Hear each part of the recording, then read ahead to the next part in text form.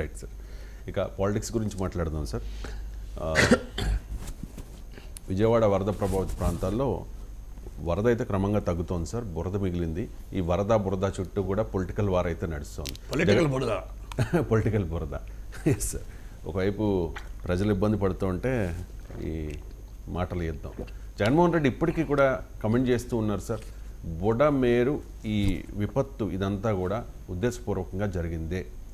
చంద్రబాబు నాయుడు తన ఇంటిని కాపాడుకోవడానికి వేసిన కుట్ర ఇది. కుట్ర ఇన్ ద సెన్స్ ఒక ప్లాన్లో అంటే కాపాడుకునే క్రమంలో విజయవాడను మొత్తం సగం ముంచేశారు అని చెప్పేసి జగన్ బయట ప్లేజ్.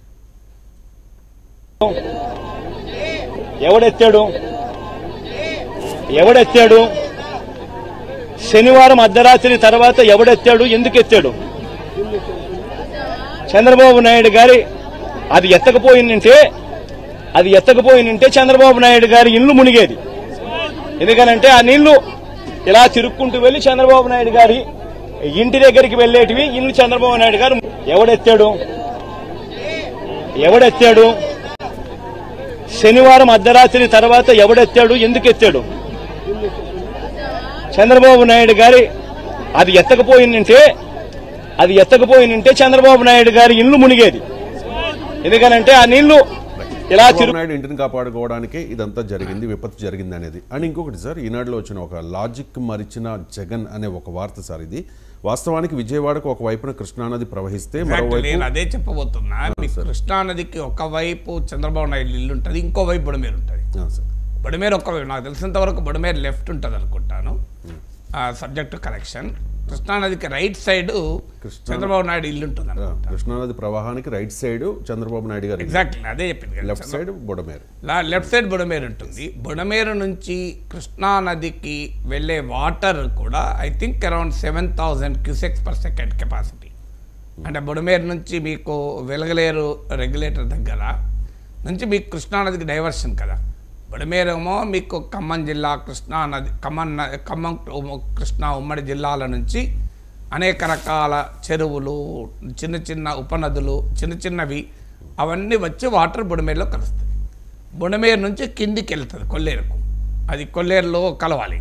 సో బుడమేరు దగ్గర ఈ వెలగలేరు రెగ్యులేటర్ నుంచి డైవర్ట్ చేయగలిగే సామర్థ్యం కృష్ణానదికి నాకు తెలిసినంత వరకు అరౌండ్ 7,500 క్యూసెక్స్ పర్ సెకండ్. కానీ కృష్ణానదికి వరద వచ్చింది ఎప్పుడు? 11,40,000 క్యూసెక్స్ పర్ సెకండ్ నీటి ప్రవాహం ఉన్నప్పుడు వరద వచ్చింది. వాస్తవానికి ఈ బుడమేరుకు వరద వచ్చే సమయంలో కూడా కృష్ణానదిలో 6-7 లక్షల క్యూసెక్లు పర్ సెకండ్ వాటర్ ఉంది ఇప్పటికే. సో ఈ 7,000 ఎన్ని కలిస్తే 11,000 లక్షలు అవుతుంది. ఇప్పుడు 7,000 ఎంత కలిస్తే బుడమేరు కృష్ణానదికే భారీగా ప్రవాహం ఉంది. కృష్ణానదికే భారీగా ప్రవాహం ఉన్నప్పుడు మీకు బుడమేరు నది నీరు ఎంత కలిస్తే కృష్ణానది వరదలై పరవళ్ళు తొక్కి చంద్రబాబు నాయుడు ఇంటి ముంచేస్తుంది? నాకు అర్థం కాని లాజిక్. నాకు తెలిసిన చాలా తక్కువ అక్కడ ఇరిగేషన్ జాగ్రఫీ, బట్ నాకున్న పరిమితమైన అవగాహనతో చెప్తున్నాను. కృష్ణానదిలో అప్పటికే భారీగా వరద ప్రవాహం ఉంది. సాధారణంగా సముద్రపు ఆటుపోట్లు అంటాం మనం. వరద ప్రవాహం ఉన్నప్పుడు తీసుకోదు కదా నది యాక్సెప్ట్ కూడా చేయదు. నాకు తెలిసిన వరకు బుడమేరు నుంచి ఒకవేళ భారీగా వరద ప్రవాహం వెళ్ళినా కృష్ణానదిలో ఖాళీ ఉంటే తీసుకుంటుంది. కృష్ణానదిలోనే భయంకరమైన వరద ప్రవాహం ఉంది, అది ఎలా తీసుకుంటుంది? సో అందువల్ల ఈ లాజిక్ ఇంకా అసలు నిజంగానే లాజిక్ మర్చిన జగన్ అయినా అనాలి. అది కాక కూడా ఏ ముఖ్యమంత్రి కూడా అంత నీచమైన పనికి దిగజారుతాడని నేను అనుకోను. ఏ ముఖ్యమంత్రి అయినా మనం ఎలాంటి రాజకీయ ఆరోపణలు చేసేటప్పుడు కూడా కొంత ఆలోచించి చేయాలి. లేదు ఎవరన్నా ఎక్స్పర్ట్స్ చెప్పాలి, పొలిటీషియన్ స్టేట్మెంట్ కాదు కదా. సో అందువల్ల బుడమేరు కృష్ణానది పారలల్గా ప్రవహిస్తూ ఉంటాయి. సో అందువల్ల మరి ఇంకొక మాట కూడా చెప్తాను. ఓకే, గేట్లు ఎత్తలేదు, ఏమయ్యేది? వాటర్ ఎగువకు ఎగ్సి కొట్టేది కదా. ఎగువకు ఎగ్సి కొట్టినప్పుడు అక్కడ 3-4 మండలాలు ఉన్నట్టున్నాయి. మరి ఆ మండలాలు మునిగేవి కదా. అంటే అక్కడ ప్రజలను ముంచమని చెప్తారా? నీకు నీరు పల్లె మెరుగు అంటారు. నీవు నీరుని వదలాల్సిందే. అనూహ్యమైన ప్రవాహం ఉంటే నీకు మొత్తం గేట్లే కొట్టుకుపోతాయి. మనం చూడలేదా గేట్లు కొట్టుకుపోయిన ఎక్స్పీరియన్స్? ఇంకొకటి, నాకు టోటల్ బుడమేరులో వరద ప్రవాహమే 47,000 క్యూసెక్లు. టోటల్ వరద ప్రవాహం, పీక్ వరద ప్రవాహం కూడా పీక్ వరద ప్రవాహమే 47,000 క్యూసెక్లు ఉంటే ఆడ కృష్ణానదిలో 11,40,000 ఉంటే బుడమేరు వల్లనే కృష్ణానదికి వరద వచ్చి కృష్ణానది నీళ్లు వెళ్ళి చంద్రబాబు నాయుడు ఇంటిని ముంచుతుందా? బుడమేరు లేకపోయినా ముంచుతుంది కృష్ణానదిలో వరద ఉన్నప్పుడు, ముంచకుంటుందా? ఇప్పుడు చంద్రబాబు నాయుడు ఇంటికి నీళ్ళు రాలేదా? నాకు తెలిసినంతవరకు అయితే ఇంటి కాంపౌండ్ వాళ్ళకు నీళ్ళు వచ్చినట్టు తెలుసు నాకు. Yes sir, correct. So Chandrababu Naidu లేవు, ఇప్పుడు నీళ్ళు రాకుండా ఉండలే. సో ఎలా ఉంటుంది? కృష్ణానదికి వరద వస్తే ఆటోమేటిక్గా వస్తుంది నీళ్ళు. సో అందువల్ల మీకు బుడమేరు 47,000 క్యూసెక్ల నీరు వల్లనే కృష్ణానదికి 11,40,000 అంటే మరి మిగతా 11 లక్షలు ఎక్కడి నుంచి వచ్చినాయి? బుడమేరు నుంచి ఒకే గేట్లు ఎత్తి ఇటు వదిలేరు అనుకుందాం. గేట్లు ఎత్తకపోతే ఏమయ్యేది అంటే బుడమేరు గేట్లు ఎత్తడం అనేది అనివార్యం. ఎవడెత్తాడని జగన్ అడుగుతున్నాడు, కానీ ఎత్తకపోతే ఏమయ్యేది అనేది తర్వాత చర్చ. అది పైన ఎగువ మండలాలు ఎగిరిపోయేవా ఏమయ్యేది, కానీ ఎత్తినప్పుడు ప్రజలకు అలర్ట్ చేయలేదు. అక్కడ అడ్మినిస్ట్రేటివ్ ఫెయిల్యూర్ చాలా క్లియర్గా కనబడుతోంది. పాలనా వైఫల్యం.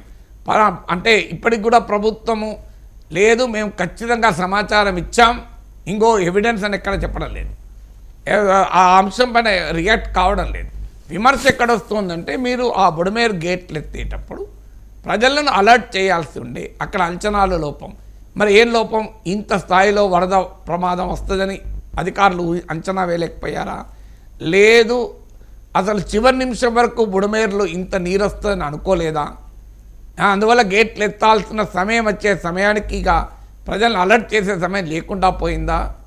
ఇది మనకు తెలియదు. దీనిపైన విచారణ జరిపితే తప్ప తెలియదు. ప్రభుత్వం సాధారణంగా అంగీకరించదు. మేము చెప్పలేదు అని ఎవరు ఎందుకు ఒప్పుకుంటుంది ప్రభుత్వాన్ని? అందువల్ల ప్రతిపక్షాలకు కూడా ఎక్కడ ప్రశ్నించాలో అక్కడ ప్రశ్నించాలి. నిరాధారమైన ప్రశ్నలు వేస్తే ఎవరైనా కొంతమంది నమ్మితే నమ్మచ్చు. ఎందుకంటే రాజకీయాల్లో నరేటివ్ బిల్డింగు పర్సెప్షనే ముఖ్యం. బుడమేరు ఎక్కడుందో, కృష్ణానది ఎక్కడుందో, దీనికి దానికి ఉన్న లింక్ ఏంటి, వెలగలేరు రెగ్యులేటర్ ఏంటి, ఇవన్నీ చాలామంది తెలియకపోవచ్చు. నాకే సగం తెలుసు. అందువల్ల వారు జనంగా నమ్మితే నమ్మచ్చు. కానీ అల్టిమేట్గా అపోజిషన్ సక్సెస్ అయ్యేది ఎక్కడ గవర్నమెంట్ ఫెయిల్యూర్ రియల్గా ఉందో అక్కడ మాట్లాడాలి. రియల్గా ఉన్నది ఎక్కడ అంటే బుడమేరు గేట్లు ఎత్తినప్పుడు అక్కడ దిగువ ప్రాంతంలో ఉన్న ప్రజల్ని అలర్ట్ చేయాలి. ఆ అలర్ట్ చేయడంలో పొరపాటు జరిగింది అనేది అందరూ చెప్పేది. ఎందుకు జరిగింది అనేది నేను చెప్పిన 2 కారణాలు అయ్యి ఉండవచ్చు.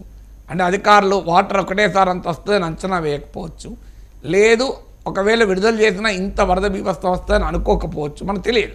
అది జరపాలి. ఇప్పుడు ఏమైందంటే పరిస్థితి ఎట్లా వచ్చిందంటే ఇవాళ కూడా పత్రికలు చూసాం, మళ్ళీ బుడమేరుకు వరద. జనంలో నిన్నటి నుంచి విజయవాడలో పెద్ద వదంతులు, బుడమేరుకు వరదలు వస్తాయడా మళ్ళీ అని. ప్రభుత్వం అప్పుడు క్లారిఫై చేయాల్సి వచ్చింది 10,000 క్యూసెక్ల మించి రాదు అని. సో అందువల్ల మనం ఎప్పుడు కూడా ఇలాంటి సమయంలో ఆధారాలతో కూడిన విమర్శలు చేయాలి తప్ప ఆధారాలు లేని రాజకీయ విమర్శల వల్ల ఫలితం ఉండదు కదా. రైట్. ఈ బుడమేరు వాటర్ ప్రవహించే మీరు చెప్తున్న లాజిక్ సార్, అదే మీరు చెప్పిందే చదువుతా సార్ మళ్ళీ. వాస్తవానికి విజయవాడకు ఒకవైపున కృష్ణానది ప్రవహిస్తే మరోవైపు బుడమేరు ఉంటుంది. ఈ రెండిటి ప్రవాహ మార్గాలు వేరువేరు. కృష్ణానది ఉమ్మడి కృష్ణా జిల్లా నుంచి సముద్రంలో కలుస్తుంది. బుడమేరు ఉమ్మడి కృష్ణా నుంచి ఉమ్మడి పశ్చిమ గోదావరి జిల్లాలోకి వెళుతోంది. ఈ మొత్తం నేను చెప్పింది అదే కదా. మీకు కృష్ణానదేమో ఉమ్మడి కృష్ణానది నుంచి వచ్చి అంశల్దీవి అనుకుంటాను, అక్కడ సముద్రంలో కలుస్తుంది. బుడమేరేమో మీకు ఎగువ ఖమ్మము ఉమ్మడి కృష్ణా నుంచి వచ్చి కొల్లేరులో కలుస్తుంది. ఇప్పుడు కొల్లేరులో ఏమవుతుందంటే క్యాచ్మెంట్, కొల్లేరుకున్న వాటర్ క్యారింగ్ కెపాసిటీ తగ్గిపోయింది. కొల్లేరులో ఆక్రమణలు పెరిగిపోయి ఆ వాటర్ క్యారింగ్ కెపాసిటీ బాగా తగ్గిపోయింది. ఈవెన్ బుడమేరుకు క్యాచ్మెంట్ ఏరియాలో కూడా ఆక్రమణలు ఉన్నాయని పవన్ కళ్యాణ్ వ్యాఖ్యానించినట్టు చూశాను. సో అందువల్ల ఆ వాటర్ క్యారింగ్ కెపాసిటీ ఆఫ్ కొల్లేరు తగ్గిపోవడం వల్ల నీకు బుడమేరు వాటర్ను ఆ కొల్లేరు తీసుకోలేకపోయింది. అది కూడా ఒక కారణం. ఇవాళ వరదలకు మీకు కొల్లేరు కనుక 30 ఏళ్ల క్రితమో 40 ఏళ్ల క్రితమో నీటి సామర్థ్యం ఇవాళ ఉంటే అసలు విజయవాడ మునిగేది కాదు నా అంచనా. నేను కొల్లేరు కూడా ఆ ప్రాంతం కూడా తిరిగి వచ్చాను. సో విజయవాడ మునిగేది కాదు, ఎందుకంటే కొల్లేరు తీసుకునేది అంటే ఈ స్థాయిలో డ్యామేజ్ ఉండేది కాదు. కానీ కొల్లేరు కూడా తీసుకునే సామర్థ్యం కొల్లేరు మొత్తం ఆక్రమణల వల్ల సామర్థ్యం తగ్గిపోయింది. అందువల్ల నేను ఇంతకుముందు చెప్పింది అదే. ఇప్పుడు కృష్ణానది బుడమేరు వేరువేరుగా ప్రవహిస్తాయి, ప్రవాహ మార్గాలు వేరు. బుడమేరు నుంచి కృష్ణానదికి సెకండ్కి 7,000 క్యూసెక్లు మాత్రమే డైవర్ట్ చేసేది. ఓకే, ఇంకొంత కట్టలు తెగిపోయి ప్రవహించిన 7,000 కాకపోతే 15,000 అవుతుంది. అంటే ఆ ఫార్మల్ ఛానల్ ద్వారా 7,500 క్యూసెక్లు డైవర్ట్ చేయొచ్చు. లేదు కొన్ని వరదలు వచ్చినప్పుడు ఏమైందంటే ఈ ఫార్మల్ ఛానల్తో సంబంధం లేదు, ఎక్కడికక్కడ తెగిపోయి కూడా వాటర్ వెళ్ళిపోతుంది కృష్ణని. అట్లా అనుకున్నా కూడా 15,000 అవుతుంది. మొత్తం బుడమేరుకు వచ్చిన వరదే 47,000 క్యూసెక్లు. అక్కడ కృష్ణానదికి 11,40,000 క్యూసెక్లు వచ్చిన తర్వాత కృష్ణానదికి వరదలు వచ్చాయి. కృష్ణానదికి ఒక 10 లక్షల క్యూసెక్ల వరకు ఏమీ కాదు, మీకు 6-7 లక్షల క్యూసెక్లది దాని కెపాసిటీ ప్రకాశం బ్యారేజ్ది. అందువల్ల ఎక్కడ 47,000 క్యూసెక్లు బుడమేరుకు వచ్చిన వరద, ఎక్కడ 10 లక్షల క్యూసెక్లు, కృష్ణానదికి వరదలకు బుడమేరు కారణం ఎట్లయితే సాధ్యం ఎట్లయితుంది? Right sir. And deputy CM Pawan Kalyan comment చేశారు సార్, ఈ విపత్తుకు బుడమేరు ఆక్రమణలే కారణం. సో హైడ్రా తరహా ఆపరేషన్ ఆంధ్రాలో కూడా అంటే ఆక్రమణలు ఉన్న చోట మేము స్టార్ట్ చేయబోతూ ఉన్నాం. అండ్ హైడ్రా ఒక మంచి ఆపరేషన్ అంటూ రేవంత్ రెడ్డి చేసిన ఈ పనిని అభినందిస్తూ ఉన్నారు సార్. అండ్ ఇక్కడ చాలామందికి వచ్చే డౌట్, భారతీయ జనతా పార్టీ జనసేన పార్టీకి మిత్రపక్షంగా ఉంది. తెలంగాణలో భారతీయ జనతా పార్టీ నాయకులు హైడ్రాను అపోజ్ చేస్తున్నారు, ఎస్పెషల్లీ ఈటెల రాజేందర్. కానీ పవన్ కళ్యాణ్ ప్రశంసిస్తూ ఉన్నారు. పవన్ కళ్యాణ్ ఈ హైడ్రా మీద ఏం మాట్లాడారు ఒకసారి బయట? అంటే ఇది హైడ్రా, మనకి హైడ్రా లాంటి వ్యవస్థ ఇప్పుడు ఒకటి prevention is better than cure కదండి. అని ప్రతిసారి ఏం చేస్తాం మనం, వైలేషన్స్ జరిగే వరకు మనందరం వెయిట్ చేసేది. మనందరికీ నేను మాట్లాడినప్పుడు కూడా బ్లైండ్గా వైసీపీ చేసేసిందో లేదా వీళ్ళు చేసి మేమే మాట్లాడలా. అట్లీస్ట్ మీరు వచ్చి కరెక్ట్ చేయాలి కదా. నేను నిన్న మాట్లాడింది అందుకే it will become a social issue అని చెప్పాను. చాలామంది ఆర్థిక పరిస్థితులు చిన్న భిన్నం అయిపోతాయి. అలాంటి వాళ్ళకి ఏం చెప్పాలి ముందే, ఇది చాలా స్ట్రిక్ట్ గైడ్లైన్స్. అందుకనే bureaucracy should be extremely alert and powerful. వాళ్ళ బాధ్యత వాళ్ళు నిర్వర్తించాలి. అందుకని ఇప్పుడు రేవంత్ రెడ్డి గారు ముఖ్యమంత్రి వచ్చి ఇప్పుడు ఏమంటారు, కొట్టేస్తూ ఉంటారు. ఆయన చేస్తున్నారు రైటే. సో వాళ్ళకు కూడా ఇబ్బంది, అంటే మాకు కూడా భవిష్యత్తులో అందుకే ఇప్పుడు నేను కరెక్ట్ చేయాలనేది మేము చాలా నిబద్ధతతో అనుకుంటున్నాం. సో అందుకని ఎలా చేయాలనేది మీకు తెలియజేస్తాం. మనం అందరం ఇన్ఫర్మేషన్ షేరింగ్ చేసుకుంటాం ఖచ్చితంగా మీతో. ఇప్పుడు పవన్ కళ్యాణ్ మీద నా మీద నేను హైడ్రా పైన మాట్లాడింది కూడా సేమ్ పవన్ కళ్యాణ్ మాట్లాడాను. ఇంకా ఆయన ఇంకెక్కువ మాట్లాడాడు, స్ట్రిక్ట్గా ఉండాలి, బ్యూరోక్రాట్లు పవర్ఫుల్గా ఉండాలి అన్నాడు. నేను ఇంకా ఆయన ఇంకా గట్టిగా నాకన్నా గట్టిగా చెప్పాడు. నన్ను మరి భుజాన మోస్తున్నాడు రేవంత్ రెడ్డిని. రేవంత్ రెడ్డి చాలా గొప్పోడు అంటున్నాడు. మరి పవన్ కళ్యాణ్ కూడా గొప్పోడు అంటున్నాడు రేవంత్ రెడ్డిని. పవన్ కళ్యాణ్ జనసేన ఎన్డీఏలో భాగస్వామి, మరి రేవంత్ రెడ్డి కాంగ్రెస్ ముఖ్యమంత్రి. అంటే ఒక మంచి పని అన్నప్పుడు ఎవరికైనా మంచి పనే కదా, అది వేరే ఉండదు కదా. ఇప్పుడు దీన్ని ఏమంటారు, వాటర్ బాటిల్ అంటారు. బీజేపీ వాళ్ళకైనా ఇది వాటర్ బాటిలే, కాంగ్రెస్ వాళ్ళకైనా వాటర్ బాటిలే, కమ్యూనిస్టులకైనా వాటర్ బాటిలే కదా. లేదు ఇది వాటర్ బాటిల్ కాదు వుడెన్ బాక్స్ అవుతుందా ఓ పార్టీ వాళ్ళకు? నాకు అర్థం కాదు. చూడండి, వాటర్ బాటిల్ అన్నందుకు నాగేశ్వర్ వాటర్ బాటిల్ అని, రేవంత్ రెడ్డి వాటర్ బాటిల్ అన్నాక నేను అన్నాను అనుకో ఇది వాటర్ బాటిల్ అని. రేవంత్ రెడ్డి భుజాన మోస్తున్నాడు అంటే నేనేం చేయాలి? రేవంత్ రెడ్డి అన్నా నేనన్నా ఇది వాటర్ బాటిలే. అందువల్ల హైడ్రా పైన ఆపరేషన్ పైన నేను చాలా స్పష్టంగా చాలాసార్లు చెప్పాను, పేద మధ్యతరగతి వారిని మానవీయ కోణంతో చూడాలి. సో ఇక విలాసవంతమైన వాటి కొరకు వ్యాపార వాణిజ్య దృష్టితో అడ్డగోలుగా ఆక్రమణలు చేసిన వారిపైన కఠినంగా ఉండాలి. ఈ మాట అన్నందుకు చాలామంది కోపం వస్తుంది. ట్రోల్ కాదు, బెదిరింపులు కూడా ఇస్తున్నారు. ఎందుకు అంటే మొన్న ఎవరో కాల్ చేసినట్టున్నారు కదా సార్. అదే ఇలా అన్ని రకాల వాళ్ళు ఉన్నారు. నేను వీటికి భయపడేంత వాడిని కాదనుకోండి, చాలా చాలా అనుభవాలు ఉన్నాయి. కానీ చెప్తున్నా, అసలు నేను ఏం తప్పు చేశాను, ఏం పాపం చేశాను, పేద మధ్యతరగతి ప్రజలకు నష్టం జరగద్దు అని ఇంత క్లియర్గా అన్నాను. నేను హైడ్రా కమిషనర్ రంగనాథ్ ఇంటర్వ్యూలో ఆ ప్రశ్న అడిగాను. ఆ ప్రశ్న అడిగి ఆయనతోనే చెప్పించాను, మేము 100% ముట్టుకోము అని. కానీ ఈ ఆక్రమణల పైన పడితే నా మీద పడుతున్నారు. అది కూడా విచిత్రం ఏంటంటే, కొట్లాడాల్సింది రేవంత్ రెడ్డి మీద కాదు, నా మీద కొట్లాడుతున్నారు. ఇప్పుడు హైడ్రా ఆపరేషన్ చేయిస్తున్నది రేవంత్ రెడ్డి కదా, నేను కాదు కదా. అంటే నాగేశ్వర్ అనేవాడు ఒక బలమైన ప్రజాభిప్రాయాన్ని హైడ్రాకు అనుకూలంగా నిర్మిస్తున్నాడని నా మీద ఆరోపణ. నాకు ఫోన్ చేసిన వాళ్ళు అదే అంటారు, ఏం నువ్వు చేయబట్టి రేవంత్ రెడ్డి ఇంకా గట్టిగా అంటాడు, కూల్చుతా అంటాడు, నువ్వు పబ్లిక్ ఒపీనియన్ క్రియేట్ చేస్తాను అంటాడు.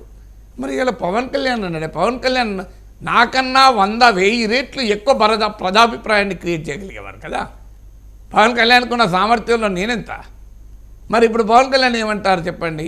నాగబాబు ఇంతకుముందే ట్వీట్ చేశాడు 2 రోజుల క్రితమే, ఇవాళ సాక్షాత్తు ఎన్డీఏ ప్రభుత్వంలో ఉప ముఖ్యమంత్రి, బీజేపీకి చాలా సన్నిహిత మిత్రపక్షం. ఆ మాటకొస్తే బీజేపీలో కూడా ఒకే అభిప్రాయం లేదు. రఘునందన్ రావు, రాజాసింగ్ లాంటి వాళ్ళు మద్దతు ఇచ్చారు కదా. బీజేపీ అధికారికంగా ఒక ఒపీనియన్ ఏం చెప్పలేదు నాకు తెలిసినంతవరకు ఇప్పటివరకు. సో అందువల్ల వాళ్ళేమి హైడ్రాను వ్యతిరేకిస్తూ భారతీయ జనతా పార్టీ తీర్మానం చేసిందా? చేయలే కదా.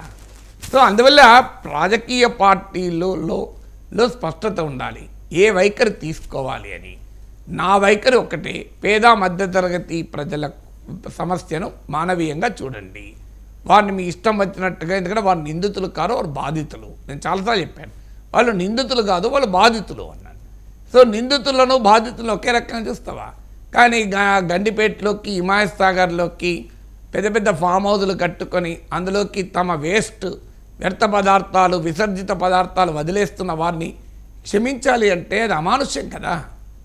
సో చెరువులు ఆక్రమించి వరదల వల్ల పేద మధ్యతరగతి ప్రజల ఇళ్లను ముంచేస్తున్న వారిని ఎందుకు క్షమించాలి? ఇప్పుడు పవన్ కళ్యాణ్ అన్నది అదే కదా. బుడమేరులో చాలా ఆక్రమణలకు గురయ్యాయి. ఆక్రమించింది ఎవరు? సామాన్యుడా? పేదవాడు ఆక్రమిస్తాడా? ఆక్రమించేదేమో పెద్దలు, అనుభవించేది ఎవరు? ఇవాళ సింగనగర్లో, విజయవాడలో ఎవరు అనుభవిస్తున్నారు? 1 టౌన్లో సామాన్యుడు అనుభవిస్తున్నాడు. అంటే పెద్దల ఆక్రమణల వల్ల సామాన్యుడు దెబ్బతింటున్నాడు. ఇప్పుడు హైడ్రా కూడా ఎన్ కన్వెన్షన్ విషయంలో హైడ్రా కమిషనర్ చెప్పింది అదే కదా. ఆడ ఎన్ కన్వెన్షన్ తుమ్మిడికుంటలో FTL బఫర్ జోన్ ఆక్రమించి కట్టడం వల్ల ఆడ అయ్యప్ప సొసైటీ దగ్గర మిగతా చోట ఆ ప్రాంతాల్లో పేద మధ్యతరగతి వాళ్ళ ఇల్లు మునిగిపోతున్నాయి వరద వచ్చినప్పుడల్లా. అంటే ఈ మాట అన్నందుకు నా మీద మరి కోపం వస్తే నేనేం చేయగలను? ఇలాంటి కోపానికి నేనేమి వెనకాడేవాని కాదు. నా స్టాండ్ ఎప్పుడైనా ఒకటే, విలాసవంతమైన వ్యాపార వాణిజ్య ఆక్రమణలన్నింటినీ తొలగించాల్సింది. అంటే ఆక్రమించుకొని 100 కోట్లు సంపాదించుకుందాం అనుకునే ఆక్రమణలు ఎందుకు ఎలా చేయాలండి? అదొకటే కాదు, చెరువులే కాదు, పార్కులు, ప్రభుత్వ స్థలాలు.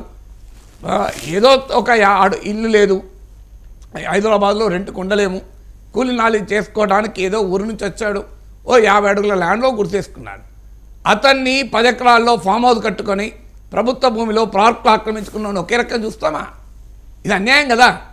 ఈ పేదవాడి గుడిసెను చూపెట్టి ఆ ఫామ్ హౌస్ను రక్షిస్తున్నారు. ఇప్పుడు సమస్య అది. ఈ పేదవాడి గుడిసెను చూపెట్టి వెంచర్లో, చెరువులో వెంచర్ వేసినటువంటి ఒక బిల్డర్ మోసాలకు బలైపోయిన ఒక మధ్యతరగతి జీవి ఆక్రందనను చూపెట్టి ఇవాళ చెరువులు ఆక్రమించుకున్న పెద్దలు బయటపడదామని చూస్తున్నారు. అందుకే నాలాంటి వాళ్ళు ఇంత గట్టిగా మాట్లాడుతున్నాం.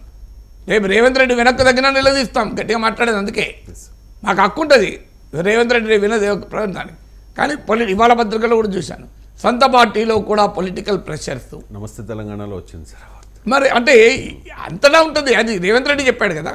ఆయన రేవంత్ రెడ్డి కృష్ణాష్టమిలో చెప్పాడు, మా పార్టీలో, మా ప్రభుత్వంలో ఉన్నారు, సమాజంలో అత్యంత శక్తివంతులు ఉన్నారని చెప్పాడు కదా. అందువల్ల ఈ ఆక్రమణల్ని తొలగించాల్సిందే.